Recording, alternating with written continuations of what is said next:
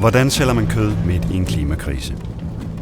Den danske slagterigigant Danish Crown har fundet på en række strategier til at snyde dig til at tro, at netop deres svinekød ikke er et klimaproblem. Her er 3 af Danish Crowns greenwashing-strategier. Nummer 1. Nyt image.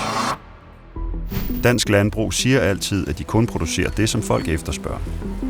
Men landbruget har kunnet se en faldende interesse for svinekød i et stykke tid, så de har fået lavet en analyse for at forstå, hvorfor.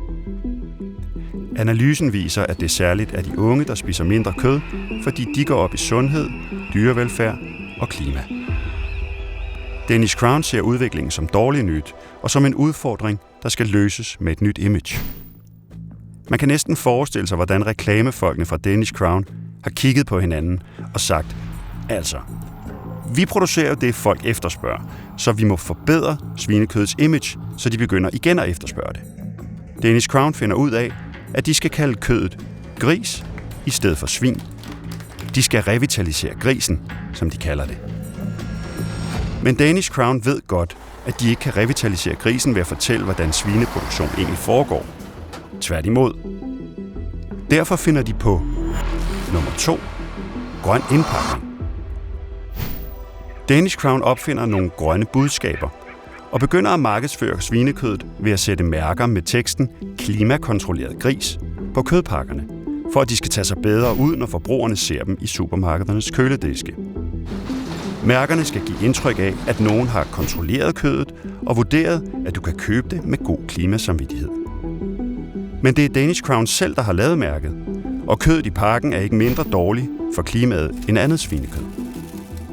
Danish Crown forklarer, at virksomhedens svinekød er klimakontrolleret, fordi selskabet har udformet et såkaldt bæredygtighedsprogram, som landmænd, der leverer kød til virksomheden, kan tilslutte sig.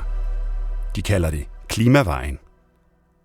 Men det har ingen konsekvenser, hvis landmændene ikke lever op til målene i bæredygtighedsprogrammet. Kød er en af de mest klimabelastende fødevarer, og Danish Crowns vildledende salgstrik kan forvirre forbrugerne i en afgørende tid, hvor vi ved, at mange gerne vil træffe ansvarlige valg for at passe på klimaet. Og det bliver ikke nemmere. Men nummer 3. Falsk ansvarlighed. Et andet budskab, Danish Crown har fundet på, er ansvarlig soja til danske grise. Men hovedparten af den ansvarlige soja kommer fra lande i Sydamerika, primært Brasilien og Argentina, hvor der er høj risiko for, at produktionen har ført til skovrydning, ødelæggelse af naturområder og krænkelser af oprindelige folks rettigheder. Det betyder, at den kæmpe mængde soja, der skal til for at opretholde Danmarks enorme svineproduktion, har store konsekvenser for klimaet, Sydamerikas skove og oprindelige folk. Det er direkte uansvarligt. Danish Crown får altså sine produkter til at fremstå klimavenlige med et nyt image, grøn indpakning og falsk ansvarlighed. Alle 3 ting er en del af den markedsføring, der skal dække over virksomhedens store klimaaftryk. Greenwashing er et begreb, der bruges til at beskrive vildledende og nogle gange direkte ulovlig markedsføring, hvor en virksomhed vasker det beskidte, ubæredygtige væk for at få sit produkt til at se flot og grønt ud. De værste tilfælde af greenwashing er, når en virksomhed markedsfører et direkte klimaskadeligt produkt som bæredygtigt. Og det er præcis det, vi ser Danish Crown gøre.